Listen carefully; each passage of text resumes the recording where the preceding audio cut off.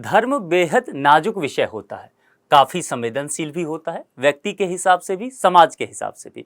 और धर्म पर जब कभी चोट पहुंचता है, उसे आघात किया जाता है या घृणा उसके विरुद्ध फैलाई जाती है, तब मामला बेहद गंभीर हो जाता है।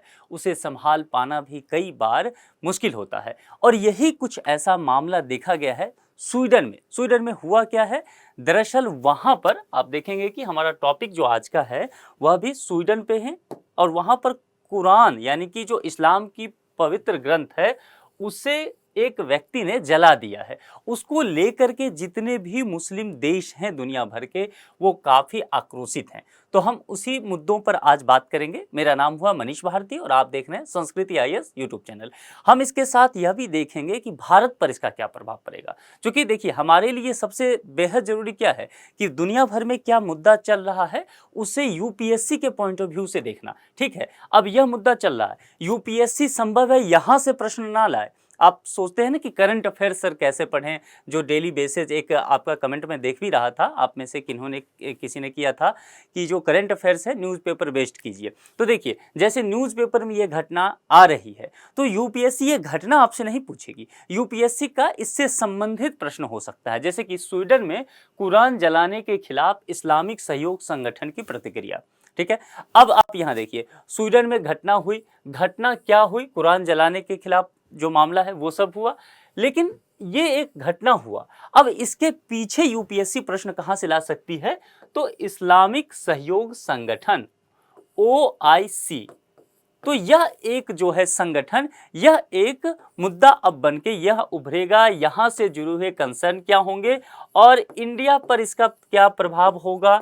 इंडिया क्या इस संगठन का पर्यवेक्षक राष्ट्र के रूप में है या नहीं है, नहीं है तो इसके क्या वजह हो सकते हैं, ये तमाम मुद्दे UPSC के नज़र में रहेंगे। इसीलिए जब भी किसी चीज़ को न्यूज़पेपर में पढ़िए तो इस हिसाब से उसे पढ़ा जाए कि UPSC क्या सोच सकती है उस पर। ठीक है, तो चलते हैं, आगे बढ़ते हैं और जरा इसको आप विस्तार से देखते हैं इस विषय वस्तु को। देखिए सुर्खियों में यह मुद्दा क्यों है, देखते हैं एक बार न्यूज़पेपर क्या कह रहा है। Action needed against religious hatred after Quran defiled, OIC कह रही है, यानी कि इस्लामिक सहयोग संगठन जो है उसका कहना है कि हम सबों को एकजुट हो करके, यानी कि इस संगठन में जितने भी इस्लामिक कंट्री हैं तकरीबन 57 हैं, तो ये सभी कह रहे हैं कि हमें एकजुट हो करके उन लोगों के विरुद्ध काम करना पड़ेगा, उनके खिलाफ एक्शन लेना पड़ेगा। ठीक है, जिन्होंने हमारे धर्म ग्रंथ यानी कि कुरान को अपवित्र करने की कोशिश की है, यही पूरा मुद्दा है। अब चलिए सिलसिलेवार ढंग से पहले इसको देखते हैं। स्वीडन की राजधानी स्टॉकहोम की एक मस्जिद के बाहर विरोध प्रदर्शन के दौरान इराक के शरणार्थी ने कुरान को जला दिया। 2-3 मुद्दे हैं, इसको ध्यान से समझ लीजिए तब आपको ये क्लियर हो जाएगा। मामला कहाँ हुआ, स्वीडन के स्टॉकहोम में। ठीक है, यहाँ पर ये चीजें हो रही है, एक विरोध प्रदर्शन हुआ, वहां पर एक युवक ने यह काम किया। वह युवक कहाँ का है, इराक का, वह शरणार्थी है। इराक में जब समस्या आई तो आप जानते हैं यूरोप ने शरणार्थियों को अपने यहाँ आने का जगह दिया था, आश्रय दिया था, तो यहाँ पर बहुत सारे शरणार्थी पहुंचे। सिर्फ इराक में ही नहीं, पूरे यूरोप में, चाहे वो फ्रांस हो, जर्मनी हो, ऑस्ट्रिया हो या फिर नॉर्डिक कंट्रीज जो है, नॉर्वे हो, डेनमार्क हो, स्वीडन हो, इन सभी जगहों पर तो इराक के शरणार्थी यहाँ भी पहुंचे। यह मुद्दा कहीं ना कहीं नाटो से भी जाकर के जुड़ता है, तो इस पर भी हम चर्चा करेंगे। ठीक है, अमेरिका के नेतृत्व में यह एक सैन्य संगठन है और यह कैसे जुड़ जाता है यह मुद्दे से, और स्वीडन का क्या इसमें रोल है, स्वीडन क्यों नाटो में आना चाहता है, वह सब मुद्दा भी हम देख लेंगे। और यह जो है घटना यहाँ से क्यों जुड़ रही है, इन सब बातों पर देखेंगे, हम विस्तार से चर्चा कर लेंगे। चलिए अब बात करते हैं। इस तरह के प्रदर्शनों की अनुमति के लिए कई बार स्वीडन पुलिस के पास निवेदन आया था, लेकिन पुलिस उसे हर बार खारिज कर देती थी। यानी कि स्वीडन पुलिस के पास निवेदन आता था बहुत सारे लोगों का कि आप हमें विरोध प्रदर्शन करने दीजिए और उसमें हम इस्लामिक पवित्र ग्रंथ, धार्मिक ग्रंथ जो है कुरान, उसे जलाना चाहते हैं, लेकिन पुलिस वहाँ हर बार खारिज कर देती रही। लेकिन यहाँ एक चीज़ और जुड़ता है, यूरोप में इसकी बड़ी चर्चा होती है, अभिव्यक्ति की स्वतंत्रता। तो कोर्ट ने ही कहा यानी कि एक तरह समझ सकते हैं कि पुलिस ने कहा कि हमने अपने देखरेख में उस व्यक्ति को यह इजाज़त दे दिया है कि वह विरोध प्रदर्शन करे और वह कुरान को जला दे। यह पुलिस के द्वारा दिया गया बयान है। कोर्ट ने इसकी अनुमति दी है। इस फैसले के बाद यहाँ इस तरह का प्रदर्शन हुआ। एक व्यक्ति जो है, लड़का युवक, वह आता है और फिर प्रदर्शन करता है, कुरान दिखाता है और उसे जला देता है। ठीक है, तो यह पूरा मामला है। बीते कुछ महीनों में स्वीडन में कुरान को जलाने की योजना को लेकर कई बार दंगे भड़के हैं। अब यहाँ एक प्रश्न तो आपके दिलो दिमाग में आ रहा होगा, जैसा मैंने कहा कि स्वीडन में कई बार कुरान को जलाने की बात की गई है, आखिर यह मसला क्यों आ रहा है? और मैंने यहाँ बात किया नाटो को लेकर के, मैंने कहा इस पर हम बात करेंगे भी। देखिए मामला क्या है, जब से ये रसिया यूक्रेन युद्ध शुरू हुआ है, स्वीडन चाहता है कि वह नाटो की सदस्यता ले ले। अब नाटो की सदस्यता ले तो ले, लेकिन उसके रास्ते में तुर्की आ रहा है। तुर्की उसे नाटो की सदस्यता दे नहीं रहा है, वह उसे रोक दे रहा है, उसको अपना वोट दे नहीं रहा है। ठीक है, तो तुर्की को परेशान करने के लिए, या कह सकते हैं कि तुर्की के खिलाफ विरोध दिखाने के लिए, और तुर्की कहता है, एक समय आप जानते हैं तुर्की में खलीफा हुआ करते थे, तो तुर्की कहता है कि हम जो है मुस्लिम देशों का एक तरह से नेतृत्व करते हैं, तो उसको विरोध करने के लिए इस तरह का काम किया गया है कहीं न कहीं। ठीक है, इसको हम विस्तार से देखेंगे और तुर्की क्या क्या जवाब है उसको भी हम समझ लेंगे। देखिए ये स्वीडन है, यहीं पर यह घटना हुई है। आगे बढ़ते हैं। इस्लामिक सहयोग संगठन की अब प्रतिक्रिया क्या है? घटना हो गया है, और चूंकि घटना इसीलिए यह तुल पकड़ा है, देखिए चूंकि सरकार की देखरेख में हो गया, पुलिस प्रशासन का बयान है, कोर्ट ने अनुमति दी है, और कोर्ट कह रही है कि देखिए यह जो मामला है वह अभिव्यक्ति की स्वतंत्रता के तहत आता है, इसीलिए हम मना नहीं कर सकते हैं। हम कब तक इस व्यक्ति को मना करें कि तुम कुरान मत जलाओ? ठीक है, अब अपने आप में यह तर्क कितना सही है यह तो वक्त ही बताएगा। पूरी दुनिया का मानना है कि देखिए इस तर्क में बहुत जान नजर नहीं आता है। कोई भी देश हो, स्वीडन हो या कोई भी राष्ट्र हो, उसे इस तरह की काम नहीं करना चाहिए था, ऐसा कहना है इस्लामिक सहयोग संगठन की। अब देखते हैं, इस्लामिक सहयोग संगठन ने रविवार को एक आपातकालीन बैठक की। मामले की गंभीरता को जरा समझिए आप।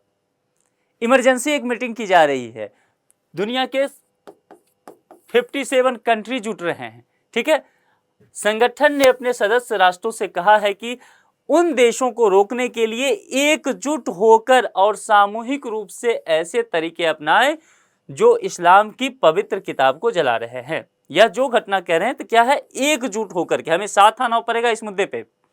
आपके आपसी विचार क्या हैं उसको कुछ देर के लिए दरकिनार कर दीजिए, भूल जाइए, और इस मुद्दे पे सभी एकजुट हो जाइए। और अकेले यह काम नहीं होगा, क्या होगा, सामूहिक रूप से आना पड़ेगा, और उसके लिए कोई ऐसा तरीका ढूंढना पड़ेगा कि स्वीडन और उसके अलावा भी यूरोप के कई देशों में यह चीज देखा जा रहा है, वहां पर हमें यह काम रोकना होगा कि इस्लाम की पवित्र पुस्तक को जो जला रहे हैं उसके खिलाफ एक्शन लेना होगा। यह ओआईसी का कहना है। इस घटना के बाद ईरान ने अपना राजदूत स्वीडन भेजने से इनकार कर दिया। अब यहाँ पर कहीं न कहीं बाकी जो मुस्लिम देश हैं उसके साथ स्वीडन का राजनयिक रिश्ता खराब होता हुआ नजर आता है। यहाँ पर ईरान ने इस घटना की निंदा की, यह भी ओआईसी का एक मेंबर है, और इसने कहा कि हम अपने राजदूत को कहाँ नहीं भेजेंगे, स्वीडन नहीं भेजेंगे। इसके अलावा मोरक्को, कुवैत, जॉर्डन और संयुक्त अरब अमीरात, ये सभी इस्लामिक कंट्री हैं और ये सभी ओआईसी के मेंबर हैं, ध्यान रखना है। जैसे देशों ने भी अपने राजदूतों को स्वीडन से वापस बुला लिया है। इन्होंने कहा है कि आप स्वीडन से तत्काल प्रभाव से वापस आ जाइए। वहां का जो दूतावास है ये फिलहाल बंद करने की स्थिति में आ गई है। तो संबंध इस स्तर तक खराब हो गया है। और ध्यान देना है कि यह संबंध जो है कोई एक दो देश के बीच नहीं है, जैसा कि मैं बार बार कह रहा हूं, 57 कंट्रीज का मामला है। तो अगर इस स्तर पर दुनिया भर में यह उथल पुथल होता है तो आप समझ सकते हैं कि राजनीति किस तरह से आगे बढ़ेगी, यह निश्चित तौर पर देखने वाला होगा। अब यहाँ पर जैसा कि मैंने कहा कि नाटो की चर्चा हमने की थी, ठीक है, स्वीडन की नाटो सदस्यता पर इसका क्या प्रभाव पड़ेगा, और इसको किससे जोड़ के देखा जाएगा, कहीं न कहीं तुर्की से जोड़ के देखा जाएगा। जैसे मैंने पहले कहा भी, तुर्की के राष्ट्रपति हैं ये। तुर्की के राष्ट्रपति ने स्वीडन से कहा कि उसकी राजधानी में कुरान की प्रति चलाए जाने के बाद उम्मीद ना करे कि तुर्की उसके नाटो में शामिल होने की जो कोशिश है उसका समर्थन करेगा। तुर्की ने पहले भी रोका था, स्वीडन को शामिल नहीं होने दिया था नाटो में, और चूंकि रसिया यूक्रेन युद्ध चल रहा है तो उस वक्त कहीं ना कहीं स्वीडन को रूस से डर लग रहा है कि रूस का अगला कदम स्वीडन भी हो सकता है। तो स्वीडन चाहता है कि हम नाटो की सदस्यता ले लें। नाटो की सदस्यता लेने का मतलब है कि अमेरिका के नेतृत्व में एक सैन्य संगठन है, यदि उसके तहत हम चले जाते हैं तो उसके सदस्य राष्ट्र में से किसी एक पर भी हमला होता है तो उसे सभी राष्ट्रों पर हमला माना जाता है और सभी राष्ट्र उसकी मदद करते हैं। यह मुद्दा यहाँ पर है। तो स्वीडन इसका प्रयास करता रहा है और तुर्की उसे रोकता रहा है, इसीलिए, और तुर्की खुद को मुस्लिमों का रहनुमा बताता रहा है, इसीलिए इसको दिखाने के लिए इस तरह की घटनाओं को अंजाम दिया गया। स्वीडन ने नाटो की सदस्यता के लिए आवेदन दिया था, लेकिन तुर्की ने नाटो सदस्य के रूप में अपनी वीटो शक्ति का इस्तेमाल करते हुए स्वीडन के आवेदन को रोक दिया। ठीक है, और यही मुद्दा यहां से फंसा हुआ नजर आता है। यानी कि जो धार्मिक मसला देख रहे हैं ना कहीं धार्मिक मसला है नहीं, धर्म के पीछे कहीं न कहीं राजनीति है, और राजनीति जब धार्मिक रूप ले लेती है तब इस तरह की घटनाएं देखने को मिलती है। कुरान जलाने वाला कौन है, इसके बारे में हम जरा जान लेते हैं, क्योंकि इसके तहत एक स्वीडन तो है ही और कहीं न कहीं यह इराक से भी जाकर के जुड़ जाता है यह मामला। तो इसे जरा देखते हैं कि क्या मसला है। कुरान फाड़ने वाला, इसका नाम है सलवान मोमिका। यह इराक में पैदा हुआ था और यह जो है कुछ साल पहले इराक से भागकर स्वीडन आ गया था। एक शरणार्थी के रूप में इसे कहा जाता है कि ये वहाँ एक शरणार्थी है। इराक ने स्वीडन से इसे प्रत्यर्पित करने को कहा है, क्योंकि इराक का कहना है कि देखिए यह आपका नागरिक तो है नहीं स्वीडन का, यह इराक का नागरिक है, इसीलिए इसे आप हमें सौंप दीजिए, हमें जो है आप इसे प्रत्यर्पित कर दीजिए, इराक को सौंपिए, और इराक जो है इस पर केस चलाएगा। कैसे? तो अपने कानून के तहत। ये चूंकि इराक का नागरिक है इसीलिए इस पर इराक के कानून के हिसाब से ही मामला चलना चाहिए। यह बातें यहाँ कही जा रही है इराक के द्वारा। चलिए अब यहाँ से हम देख लेते हैं कि इस्लामिक सहयोग संगठन क्या है। Organisation of Islamic Cooperation, IOC अगर एग्जाम में कहीं शॉर्ट फॉर्म में लिखा हुआ दिखे तो घबराना नहीं है, इसका मतलब यही आप मान के चलेंगे कि इस्लामिक सहयोग संगठन है। अब इसको थोड़ा इस ऑर्गेनाइजेशन को अच्छे से देखते हैं, क्योंकि अगर इस टॉपिक पर प्रश्न बनता है, यानी कि करंट अफेयर्स के इस सेगमेंट से UPSC कुछ पूछती है तो वह ये टॉपिक हो सकता है और यह इंपॉर्टेंट हो जाएगा आपके लिए। ठीक है, तो इसके स्ट्रक्चर को बहुत तसल्ली से हम देखते हैं। देखिए, इस्लामिक सहयोग संगठन जो है 1969 में स्थापित एक अंतर सरकारी संगठन है। ईयर को याद रखना है और अंतर सरकारी संगठन को भी याद रखना है। जैसा कि मैंने पहले ही कहा था, 4 महाद्वीपों में फैले हुए 57 कंट्रीज जो है इसके संगठन में शामिल हैं। यहाँ पर आप देख लीजिए, ये जो विभिन्न वर्ल्ड मैप पे देखेंगे, जहाँ जहाँ रेड मार्क्स आप लगा हुआ देख रहे हैं, ये वो कंट्री हैं जो IOC के मेंबर बन चुके हैं। ठीक है, इसमें पर्यवेक्षक राष्ट्र शामिल नहीं है, ध्यान रखना है। ठीक है, 57 कंट्री हैं और इसमें पर्यवेक्षक नहीं है। ठीक है, अब यहाँ देखते हैं 1969 में यह बना था, तैयार हुआ था, और इसमें 57 कंट्री फिलहाल है। फाउंडिंग मेंबर्स जो हैं वह 30 देश इसका हुआ करता था। अब देखिए यहाँ पर OIC चार्टर एडॉप्ट जो किया गया वह 1972 में।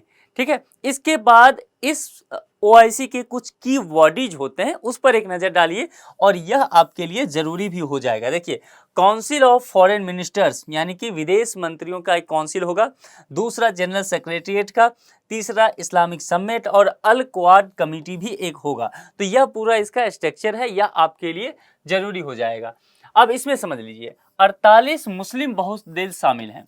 मैंने कहा कि 57 कंट्री OIC में है।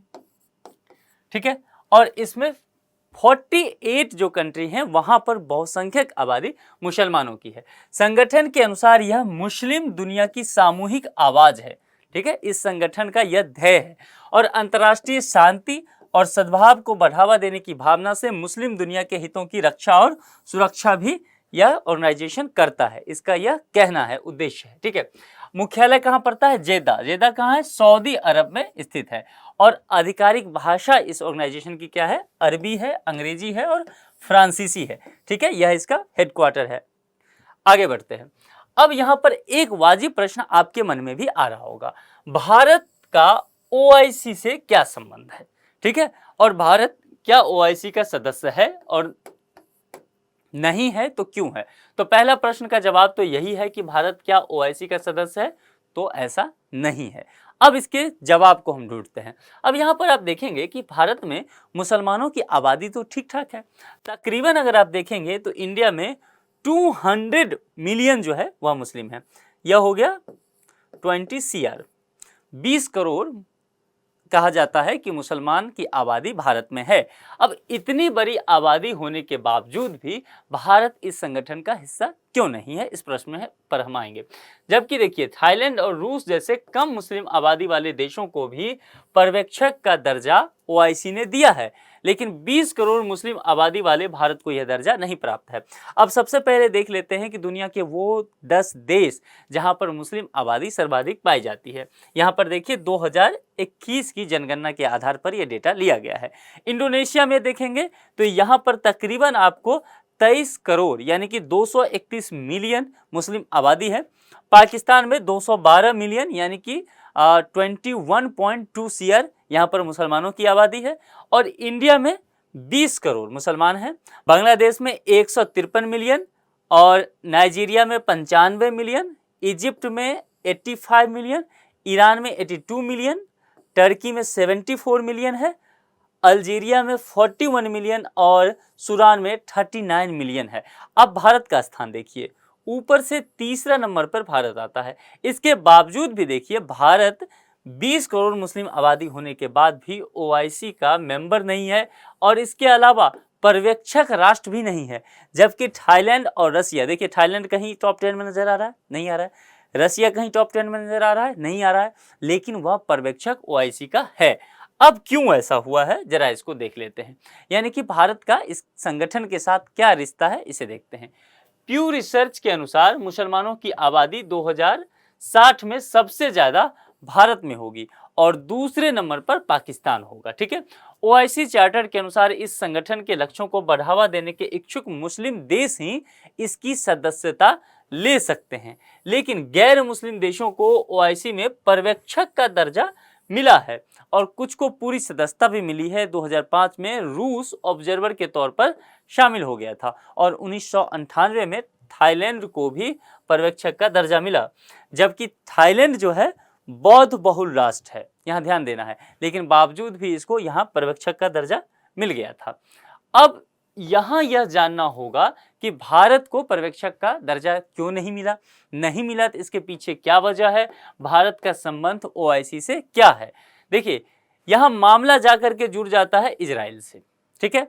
इजराइल एक ऐसा देश है जहां पर 3 धर्मों की बहुलता देखी जाती है, एक है यहूदी, दूसरा है ईसाई और तीसरा है इस्लाम, ठीक है। उसका एक शहर है यरूशलेम, और यरूशलेम जो है एक ऐसा शहर है जहां पर इन तीनों ही धर्मों के पवित्र धर्म स्थल मौजूद हैं। अब यहाँ पर यह मुद्दा है कि भारत कहीं न कहीं इजराइल के करीबी भी माना जाता है। भारत और इजराइल की दोस्ती सदाबहार मानी जाती है अंतर्राष्ट्रीय दुनिया में। तो इसको लेकर के क्या मुद्दा हुआ था, इस पे बैकग्राउंड पे चलते हैं, आप उसे समझ जाएंगे। यरूशलेम की अल अक्सा मस्जिद के मुद्दों को लेकर मोरक्को की राजधानी रबात में वर्ष 1969 में आयोजित इस्लामिक समिट कॉन्फ्रेंस के बाद से ही ओआईसी और भारत के रिश्तों में खटास रही है। देखिए उस वक्त क्या हुआ था, यहाँ पर अल अक्सा मस्जिद को लेकर के एक समिट बुलाया गया था, ठीक है, जिसे इस्लामिक समिट कॉन्फ्रेंस कहा था। 1969 की घटना है। उस वक्त सऊदी अरब के किंग फैजल थे, इन्होंने इस कॉन्फ्रेंस में भारत को भी आमंत्रित कर लिया था। ध्यान रखना है भारत उस वक्त भी ओआईसी का मेंबर नहीं था, लेकिन इस मस्जिद पर क्या हुआ था घटना, इसको लेकर के विचार विमर्श करने के लिए भारत को आमंत्रित किया गया था। यहाँ पर फैसल साहब का यह मानना था कि अल अक्सा मस्जिद का मुद्दा जो है वह केवल मुस्लिम देशों का मामला नहीं है, बल्कि यह सभी मुसलमानों का मामला है। ध्यान से समझना है इस बात को, केवल मुस्लिम देशों का मामला नहीं है बल्कि सभी मुसलमानों का है। तो सभी मुसलमान का है, तो जिस जिस देश में मुस्लिम रह रहे हैं कहीं न कहीं उनसे जुड़ा हुआ अल अक्सा मस्जिद का मामला है, ठीक है। यहाँ पर जिस देश में मुस्लिम बहुल आबादी था, मुस्लिमों की संख्या ठीक ठाक थी, उन सभी देशों को बुलाया गया था। भारत को भी सऊदी अरब के किंग फैसल ने इसमें बुलाया था। अब यहाँ पर कुछ मसला होता है, पाकिस्तान ऑलरेडी ओआईसी का मेंबर है, यह भी पहुंचा ही है और 1969 का साल है, ठीक है। 65 में पाकिस्तान हमसे युद्ध हार चुका होता है, तो कहीं ना कहीं पाकिस्तान, और अभी भी पाकिस्तान का हाल तो आप देख ही रहे हैं, हमसे कितना अच्छा उसका रिश्ता बना हुआ है। तब भारतीय प्रतिनिधित्व ने समिट को संबोधित भी किया था, लेकिन पाकिस्तान को यह ठीक नहीं लगा और उसने समिट के बाकी सत्रों से भारत को बाहर करवा दिया था। क्योंकि वह ओआईसी का मेंबर है तो इसके पास वीटो पावर है, तो इसने आपत्ति जताई कि भारत को इसमें शामिल नहीं होना चाहिए। ध्यान रखना है, भारत को आमंत्रित किया गया था, जब आमंत्रित किया गया था तो भारत का सम्मान किया जाना चाहिए था, लेकिन ऐसा नहीं हुआ। ओआईसी के बाकी देशों ने पाकिस्तान का साथ दिया और भारत बाकी सत्र में शामिल नहीं हो पाया था। पाकिस्तान के राष्ट्रपति जनरल याह्या खान ने भारत का बहिष्कार कर दिया था और उस समय से ही यह रिश्ता काफ़ी खराब हो गया। ओआईसी और भारत का रिश्ता उस वक्त जो खराब हुआ वह अभी तक भी सही नहीं हो पाया है। भारत मेंबर तो नहीं बन सकता, याद है भी नहीं, लेकिन उसका पर्यवेक्षक राष्ट्र भी नहीं है, जबकि दुनिया में मुस्लिमों की आबादी में तीसरे नंबर पे भारत का स्थान 20 करोड़ के साथ है। इस्लामिक सहयोग संगठन ओआईसी का भारत के खिलाफ एजेंडा भी रहा है, ऐसा कहा जाता रहा है। अंतर्राष्ट्रीय संबंध के जो विशेषज्ञ हैं उनका यह मानना है। इसलिए भारत और ओआईसी का जो संबंध है वो समय के साथ प्रगाढ़ नहीं हुआ, बल्कि 36 का आंकड़ा जो है वो और भी बढ़ता हुआ नजर आता गया। अब ओआईसी किन मुद्दों पर भारत को घेरता है? देखिए, एक जो है कश्मीर मुद्दा।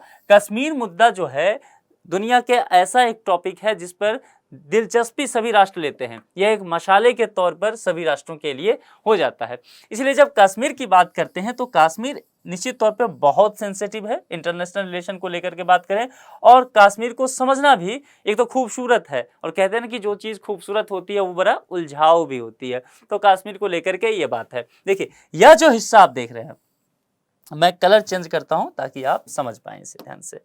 देखिए, यह जो हिस्सा आप देख रहे हैं कश्मीर का, यूं तो ये पूरा कश्मीर हमारा है, भारत का है, लेकिन भारत के पास, भारत के नियंत्रण में, उसके अधिकार क्षेत्र में कश्मीर का यह हिस्सा है, ठीक है। अब दूसरा कलर से दिखा देता हूं। अब देखिए, ये जो पूरा हिस्सा है ये पीओके वाला हिस्सा है और यह गिलगिट बाल्टिस्तान है। तो ये इस पूरे हिस्से पे पाकिस्तान का अवैध कब्जा है, ठीक है। देखिए, यह वाला पूरा, यह गिलगिट बाल्टिस्तान और ये वाला हिस्सा पीओके हो गया। ये जो घुसपैठ होते रहता है तार के नीचे से, झाड़ के पीछे से, पाकिस्तानी आतंकवादी और सेना जो घुसपैठ कराती है भारत के तरफ, वो इसी हिस्से से होता है। आतंकवादियों का लॉन्चिंग पैड जो है पीओके, पाक ऑक्युपाइड कश्मीर, वो ये हिस्सा है, ठीक है। और इधर से भी होता है ठंड के मौसम में। ये जो देखिए ग्लेशियर है, सियाचिन के बारे में जानते होंगे, तो यहाँ से कारगिल इधर ही पड़ता है, लेह लद्दाख की तरफ, ठीक है। तो यहाँ पर ये मसला है। अब इस मामले को समझ गए। और देखिए, एक चीज और समझ लीजिए, जब चर्चा चल ही गई है तो ठीक से हो जाए।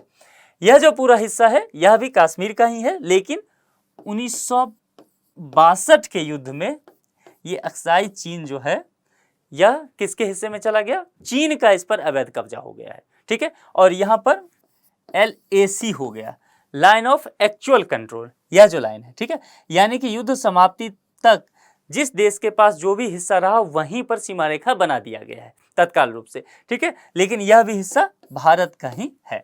अब एक हिस्सा और है इसमें, देखिए कितना उलझाऊ है कश्मीर का मुद्दा, इसीलिए इसे मैं डिटेल से आपको बता देता हूँ। यह जो हिस्सा देख रहे हैं आप यहाँ पर, ये छोटा सा हिस्सा जो यहाँ है, दरअसल यह भी गिलगिट बाल्टिस्तान का हिस्सा ही है। यह पाकिस्तान के अवैध नियंत्रण में था ही, जो भारत से ले लिया था पाकिस्तान ने। और यह हिस्सा जो है पाकिस्तान ने चीन को गिफ्ट में दे दिया। अब मसला समझिए, है भारत का जमीन, अवैध कब्जा पाकिस्तान का, और गिफ्ट दे दिया चीन को पाकिस्तान ने। गजब की यहाँ पर देख लीजिए काम चल रहा है पाकिस्तान का, ठीक है। यह भी अभी चीन के नियंत्रण में है, यानी ध्यान रखना है, कश्मीर का अक्साई चीन वाला हिस्सा और ये पूरा पड़ जाता है चीन के तहत, और यह जो पूरा गिलगिट बाल्टिस्तान और पीओके पाकिस्तान के कब्जे में है, और जम्मू कश्मीर और ये जो लद्दाख वाला क्षेत्र है यह भारत के नियंत्रण में है। 370, अब यहाँ पर ये प्रोसेस और बढ़ता है, और आप जानते हैं 370 जो था और 35A, इस दोनों को हटा दिया गया। तो यहाँ पर दो भाग में, आप मोटा मोटी ऐसे मान के चलिए, दो भाग में यह इसका बंटवारा हो गया। एक हिस्सा JNK हो गया, जम्मू एंड कश्मीर, और दूसरा हो गया लद्दाख और लेह वाला हिस्सा। तो ये पूरा मसला था। अब इस पर जो है, कश्मीर मुद्दे पर कहीं न कहीं ये OIC जो है वह किसका पक्ष लेते रहता है? पाकिस्तान का। इसका कहना है कि पाकिस्तान के तरफ झुकाव इसका है, और जो पाकिस्तान की लाइन है कि भारत कश्मीर में अवैध नियंत्रण किया हुआ है, OIC भी लगभग वही बातें कहती है। तो इसका झुकाव पाकिस्तान की तरफ है। OIC कहता है कि संयुक्त राष्ट्र के 1948 और 1949 के प्रस्ताव के हिसाब से कश्मीरियों को आत्मनिर्णय करने का अधिकार मिलना चाहिए, कि वो भारत में रहना चाहते हैं, कि पाकिस्तान में रहना चाहते हैं, या एक आज़ाद मुल्क के तौर पर रहना चाहते हैं। यह बात यह कहता है। इस्लामोफोबिया की बात भी यह कहता है, और भारत पर आरोप भी लगाता रहता है कि भारत इस्लामोफोबिया को बढ़ावा देता है, इस्लाम के प्रति नफरत का भाव है, और हिंदुत्व का एजेंडा भी उठाता है। क्योंकि भारत एक ऐसा देश है जिसमें देखिए विविधता तो है, सभी जाति धर्म के लोग रहते हैं, लेकिन हिंदुओं की संख्या यहाँ पर अधिक है, बहुसंख्यक आबादी हिंदुओं की है। तो हिंदुत्व का मुद्दा भी वह उठाता रहता है और कहता है कि अल्पसंख्यक आबादी जो है उस पर कहीं न कहीं हिंदुत्व का विचार भारत थोपता रहता है, यह OIC का कहना है। तो इन सब वजहों से भारत और OIC का संबंध लगातार बिगड़ता चला गया। संभावित प्रश्न इस पर क्या हो सकते हैं प्रीलिम्स का, उसे देख लीजिए। इस्लामिक सहयोग संगठन OIC के संदर्भ में निम्नलिखित कथनों पर विचार कीजिए। कथन दिए गए हैं 2, और उसके बाद आपको ढूंढना है कथन सत्य कौन से देखना है। यह वर्ष 1969 में स्थापित एक अंतर सरकारी संगठन है। ध्यान देना है दो चीजों पे। हाल ही में भारत को OIC का पर्यवेक्षक सदस्य बनाया गया है। अब आपको देखना है कि दोनों में से कौन सा सही है, जो गलत है वो नहीं होगा, जो सही है उस स्टेटमेंट के आधार पे 4 विकल्प में से किसी एक को ढूंढना है और उसका जवाब कमेंट बॉक्स में लिखना है।